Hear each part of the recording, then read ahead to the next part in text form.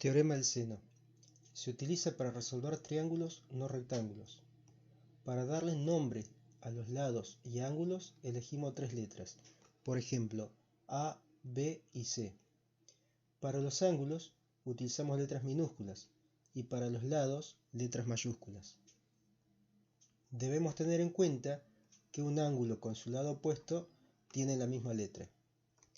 El teorema del seno dice que el lado A sobre el seno del ángulo A es igual al lado B sobre el seno del ángulo B y es igual al lado C sobre el seno del ángulo C.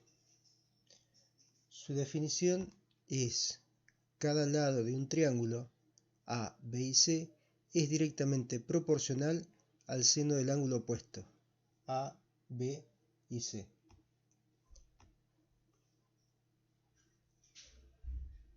Cuando aplicamos el teorema del seno debemos utilizar como variables dos ángulos con sus lados opuestos. En este caso vamos a utilizar A y B, pero según el problema podemos utilizar B y C o A y C. Para despejar el lado A solo debemos pasar multiplicando el seno del ángulo A.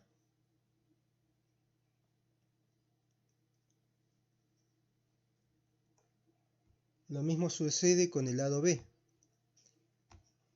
Debo pasar multiplicando el seno del ángulo B.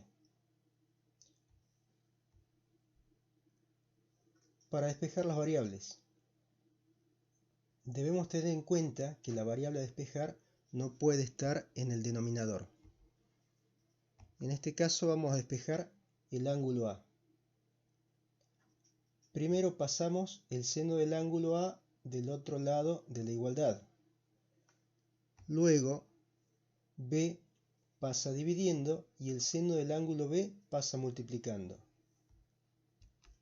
Finalmente el seno pasa como arcoseno y ya queda despejado. De forma similar se puede despejar B.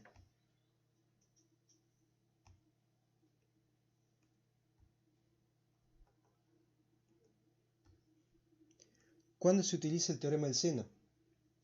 Podemos utilizarlo en dos ocasiones, dependiendo de los datos que obtengamos a partir del enunciado. Si observamos los ejemplos, en ambos casos tenemos un ángulo y su lado opuesto. En el primer ejemplo, el ángulo B, el lado B y el lado A. En el segundo ejemplo, tenemos el ángulo C, el lado C y el ángulo A. Como estamos viendo en esta diapositiva, podemos utilizarlo en dos casos.